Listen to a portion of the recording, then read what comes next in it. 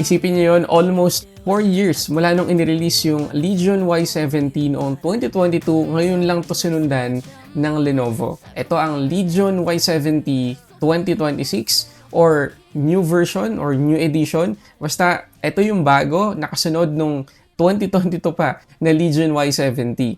So, sulit pa yung naging paghihintay ng marami sa atin dito sa phone na to. Yan ang pag-uusapan natin. Meron tayong 5 tanong na sasagutin tungkol dito sa phone na to. Pero umpisahan natin sa presyo.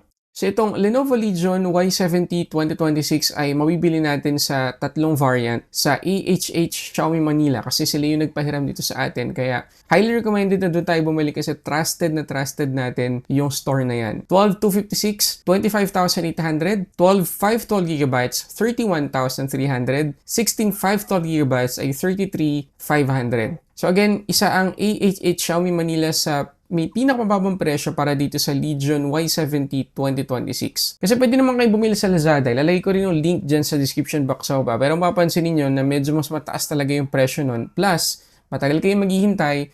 Plus, may additional pang shipping fee yan na idadagdag doon sa presyo ng Y70 sa Lazada. So, ako lang sa inyo, mas maganda doon na kayo sa AHH Xiaomi Manila. Okay? Pero for reference ng presyo, ilagay ko na rin yung link dyan sa Lazada para makita ninyo. Unang tanong na gusto nating sagutin ay, battery king ba itong Lenovo Legion Y70? At ito yung isa sa talagang pinag-uusapan dito sa phone na to. Kasi meron tong 8,000 mAh na battery capacity plus 90 watts na charging speed. Meron pa siyang bypass charging. Alam naman natin na kapag sinabing gaming phone, usually, malaki yung battery capacity pero mababa talaga yung screen on time na mabibiga natin kasi napaka-powerful talaga ng performance ng mga gaming phone sa ngayon, lalo na yung mga nagdaang gaming phone. So, ganun din ba yung i-expect natin dito sa Lenovo Legion Y70 2026? Kasi again, napakalaki ng battery capacity niya. Tingnan natin ang SOT. Nakakuha lang naman ako ng 21 hours and 39 minutes. Sobrang impressive yan para sa isang gaming phone, guys. Talagang nabilib ako. Kasi usually nga, kagaya sabi ko kanina, mababa lang screen on time na makukuha natin sa isang gaming phone. So, plus talaga to. Malaking plus to para sa Legion Y70 2026. Ngayon, pagdating naman sa charging, 17 to 100%, 1 hour and 7 minutes ko lang to na charge. Pero hindi pa yan yung pinakamabilis na charging na pwede nating ma-experience dito kasi naka-off pa niyan yung ultra-fast charging. Imagine, kapag inon pa natin yan. At hindi lang yan. Kapag tinignan nyo pa yung result ng wildlife stress test, nabawasan lang tayo ng 8% sa kanyang battery. Tapos, 16 degrees naman yung nagdag sa kanyang temperature. So, makikita lang natin dyan na talagang yung battery consumption nitong Legion Y70 2026 hindi ganun kalala kahit powerful yung kanyang chipset. Kasi, mabigat yung wildlife stress test. Parang nagpatakbo ka na ng mabigat na game sa loob ng 20 minutes or more. Pero yun nga lang yung nabawas sa kanyang battery. So again, ang ganda ng battery consumption natin dito sa Y70. So to answer the question, battery king ba itong Legion Y70? Para sa akin, yes. Dahil para nga sa isang gaming phone, napakaganda nung nakuha nating screen on time dito at bihira ako makakita niyan sa isang gaming phone. Doon tayo sa next question. Gaano kabilis ang Legion Y70 2026? So itong phone na to ay naka-Android 16 na out of the box pero kailangan nyo tandaan na hindi pa po global version to. So naka-China ROM pa po tayo sa China version nito. Snapdragon 8 Gen 5 yung ating chipset at yan ang premium sub-flagship ng Qualcomm na alternative sa Snapdragon 8 Elite Gen 5. Naka-LPDDR5X na tayo na RAM at UFS 4.1 naman yung ating storage type. Meron tayong RAM boost na up to 12GB. Pero yung isang bagong feature na nakita ko dito sa Legion Y70 2026 na hindi ko pa nakita sa ibang phone, lalo na kapag pinag-uusapan ng virtual RAM, ay yung tinatawag na RAM Boost AI Auto. So makikita nyo ngayon, yung itsura, maliban dun sa naka-fix na mga numbers or capacity, hanggang 12GB nga yung pwede nating iselect na virtual RAM, meron pa siyang AI Auto. So, yung operating system na ng Lenovo Legion Y70 magde-decide kung ilang gigabytes sa kanyang capacity yung i-reduce niya para gawing virtual RAM on the fly. Ganun katindi. Ang galing lang, bihira ko kasi makita yan dahil usually, mag-select tayo ng fixed na amount tapos kailangan pa natin i-restart. Pero dito, on the fly, makakapag-select siya kung ilang capacity yung kailangan niya. Meron pa tayong tinatawag dito na MAXE or M-A-X-E or Motorola AI Experience Engine. So makikita ninyo na pwede tayong mag-select ng performance profile dito. So the whole time na tinetest ko itong phone na to, naka-balance mode lang tayo. Pero napakabilis po talaga ng phone na to. At yung nakita ninyong screen on time kanina, naka-balance mode pa lang tayo nun. Pero ang kailangan ninyong tandaan dito sa Legion Y70 2026 ay dahil nga China version ito or China ROM, China exclusive, wala pong nabanggit si Lenovo based sa research ko na guaranteed number of years ng software updates. Pero don't get me wrong, may marireceive pa rin ito ng mga software updates from time to time. Hindi lang talaga na promise ng Lenovo kung gaano kahaba yung major Android upgrade na marireceive nito or yung security patches.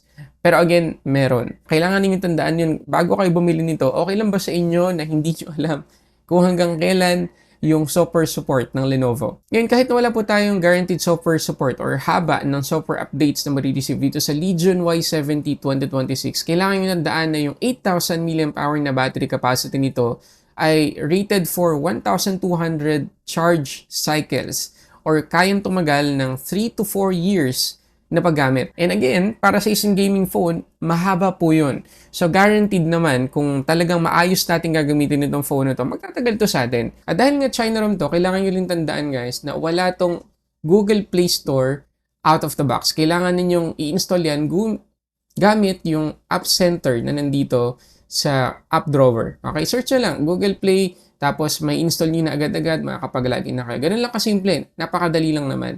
Kailangan nyo lang malaman, ano? Baka kasi magtaka kayo o yung karamihan sa atin na first time gagamit ng isang China exclusive phone, wala po itong Google Play Store pero madali lang i-install. Naka Wi-Fi 7 rin tayo dito sa Legion Y70 2026 Plus. Meron pa itong tinatawag na Quad SIM support. So, 2 nano SIM plus 2 eSIM yung pwede po nating ilagay dito. So, napagana ko yung nano SIM, 5G, GOMO, yun yung lagi natin ginagamit sa mga data speed test na ginagawa natin sa mga phone. So, pakita ko sa inyo yung result. Una ay dito sa Ookla. Tingnan nyo naman guys, 329 Mbps download speed. Yung nakuha natin, naka 5G tayo niyan. 17.5 Mbps naman yung upload speed. Dito naman sa fast.com, tumataginting na 460 Mbps yung kanyang download. 87 Mbps naman yung upload. At pagdating naman dito sa Google Speed Test, 243.3 Mbps yung download, 11.9 Mbps yung upload. So proof lang yung tatlong result na yan na napakaganda po ng reception natin dito sa Legion Y70 2026. Unlike doon sa ibang mga China exclusive phone na na-review natin this year, reliable yung 5G connection natin dito. Pero yun lang, makikita nyo lang dito sa picture na to, pinicturean ko na lang gamit yung ibang phone, na hindi ko napagana yung eSIM. Hindi ko sure kung dahil lang sa GOMO. Kaya lang gumana kasi sa physical SIM yung GOMO SIM ko dito. So, hindi ko sure kung bakit hindi ko na install mabuti yung eSIM dito sa Legion Y70 2026. So, isa lang yun sa kailangan nyo tandaan. Hindi natin sure kung talagang papagana natin sa ngayon yung eSIM dito. Pwede nyong tanungin yung AHH Xiaomi Manila before kayo bumili kasi baka meron silang update tungkol sa bagay na yan. Ito naman yung ating Antutu score na nakuha kapag hindi natin ginamit yung virtual RAM. 3,052,651. Nung ginamit na natin yung kanyang virtual RAM or yung tinatawag na RAM boost ay tumaas talaga guys. 3,145,123 na yung score na nakuha natin. So, nasa sa inyo kung gusto nyo gamitin yung RAM boost, pero kung gagamitin nyo man, asahan nyo na mas maganda yung magiging performance. Ngayon, pagdating naman sa gaming, dito sa Grid Legends, makikita ninyo na napakaganda talaga ng graphics natin. Nakasagad yan guys. At makikita niyo meron tayong floating status na makikita dun sa taas. Pwedeng-pwede nating enable yan gamit itong Legion Y70. So, makikita ninyo yung FPS, yung temperature, lahat-lahat. Kaya, again, dito sa Grid Legends, makikita ninyo na kahit medyo nasa 40 plus na yung ating temperature, napakaganda pa rin po ng performance. Wala akong kahit anong issue na experience. Ang ganda po ng graphics. Walang lag, walang kahit anong frame drops akong nakita. Ngayon dito naman sa Racing Master, gano'n na gano'n din ang scenario. Sagad din yung ating graphic setting. Pero wala din tayo na experience na kahit anong issue. Napaka-smooth ng ating gameplay overall. At lastly, dito sa Subnautica, makikita ninyo na Again, mabigat tong game na to. Pero kahit na nakasagad yung ating graphic settings, kayang-kaya talaga nitong Legion Y70. So, as expected, dahil gaming phone to, pagdating sa mga ganong klase ng game, kayang-kaya po nitong Legion Y70 2026. At kahit na medyo nasa 40 plus na yung temperature, nakita nyo naman kanina, mataas pa rin yung ating FPS, maganda pa rin yung performance. So to answer the question, gaano kabilis itong phone na to? Mabilis at flagship level na po talaga yung i-expect nating performance. Next question na gusto nating sagutin ay, na-compromise ba yung camera performance? At ito na naman yung isa sa pinaka nako-compromise kapag pinag-uusapan ng isang gaming phone, yung camera. Talagang ito yung pinag-iiwanan nila kasi hindi naman ito yung magiging reason mo kung bakit ka bibili ng gaming phone dahil sa gaming performance. Yun yung talagang magiging reason mo. So, nandun lang ang expectation natin pagdating sa camera. Pero, tignan natin yung dito sa Legion Y70 2026. So, meron tayo ditong 50 megapixels na main shooter na merong OIS na naka-Sony LYT710 na sensor, 8 megapixels na ultra-wide, 2 megapixels na auxiliary lens, at 32 megapixels na selfie camera. At makikita nyo naman dito sa mga sample photos natin na, guys, impressive talaga yung mga sample photos na nakunan ko dito. Borderline lang na overly saturated yung timple ng kulay sa mga photos. Pero para sa akin, napaka-pleasing pa rin sa mata. Yun nga lang, kapag nag-switch tayo to ultra-wide, makikita nyo na talagang sabog na yung kulay, overly saturated na, overly exposed yung mga subject natin. So, ingat lang sa paggamit dito sa ultra-wide. Make sure ninyo na maganda yung kuha ninyo bago kayo umalis doon sa pwesto ninyo. Ngayon, pagdating naman sa portrait, ang ganda guys. Nagustuhan ko talaga, hindi well-lit yung environment niyan. Pero ang ganda. Ganda ng AI image processing dito sa Lenovo. Kahit sa pag-take sa pagkain, okay na okay din kung gagamitin natin to sa food photography. Maganda talaga yung output na nakuha natin. And kahit pa doon sa night photography or sa talagang low light situation, makikita ninyo, maganda pa rin po yung output. So pagdating sa photos, pasado guys para sa isang gaming phone yung nakuha nating mga output. Ngayon, tingnan natin para magka-idea lang kayo yung performance ng kanyang video. At nakakatuwa na kaya nating mag-record dito sa selfie camera ng up to 4K 30 FPS. And again, para sa isang gaming phone, maganda po ito kasi hindi kagaya dun sa Red Magic na naka-hide yung ating selfie camera, which is okay din para sa immersive na gameplay dahil nga walang istorbo sa ating display. Pero kasi piliin ko to kasi mas usable yung selfie camera. Kita nyo naman, no? 4K 30 FPS, malinaw, hindi mukhang hazy. So, magagamit pa natin for vlogging.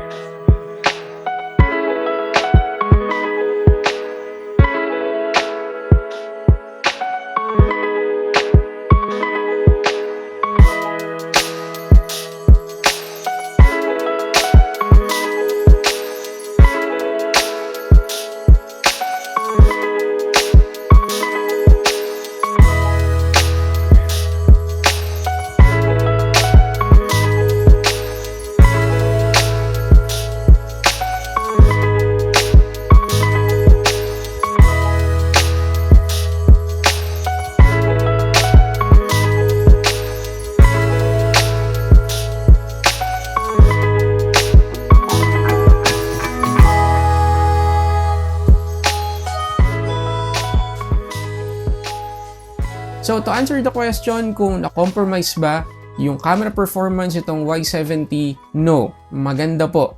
Amazing quality para sa isang gaming phone. Next question na sasagutin natin dito ay, maganda ba yung display nitong Y70 2026? So, meron tayo ditong 6.82-inch LTPO AMOLED 1440p resolution at hanggang 144Hz yung max refresh rate. Aabot ng 7,000 nits yung ating peak brightness at may support siya sa Dolby Vision and HDR10+. Meron din tayong 100% DCI-P3 color coverage. So, dyan sa specs pa lang nitong Lenovo Legion Y70 2026, pagdating sa display, flagship din po yung may experience natin dito. Napakaganda po ng display ng phone na to. At makikita ninyo na yung bezels ito, manipis talaga. Although, kapag tinitigan natin mabuti, hindi pantay yung bezels or yung kapal ng bezels dun sa kaliwa, tsaka kanan, tapos dun sa taas, tsaka sa baba. Pantay yung kanan, tsaka yung kaliwa, pero hindi pantay yung dalawang pair na yan. Yun lang naman, nagdi-nitpicking na lang ako dito, pero pag tinignan natin overall, manipis yung kanyang bezels, immersive siya para sa isang gaming phone. At good news kasi makakapag-play tayo dito ng Full HD sa mga streaming services kagaya nitong Netflix kasi Wideband Security Level 1 yun nakuha natin. At nakakatuwa dito sa Y70 or sa Lenovo overall dahil honest sila pagdating sa refresh rate. Tingnan nyo yung nakalagay ng mga text dito sa display refresh rate setting. So dito sa Smart and Balance, which is yung palagi nakaselect sa akin sa buong test ko sa phone na to, makita ninyo nakalagay up to 120 Hz. Kahit kaya nito yung 144 Hz or yun na nakalagay sa specs niya, talagang transparent sila na up to 120 Hz lang yung may experience natin. Dalawang number pero ano lang yan, doble lang. Makita ninyo kapag tinatouch natin 120 Hz yung kanyang max refresh rate pero kapag tinigilan na natin yung paghawak sa phone, 1 or 0 Hz yung makukuha nating refresh rate. Dahil yan sa LTPO AMOLED nga to. So sobrang tipid ng phone na to at yun isa sa mga reason kung bakit ang laki ng screen on time na nakuha natin dito. Pero kung gusto nyo i-lock to 120 Hz, pwede naman yung hyper smooth.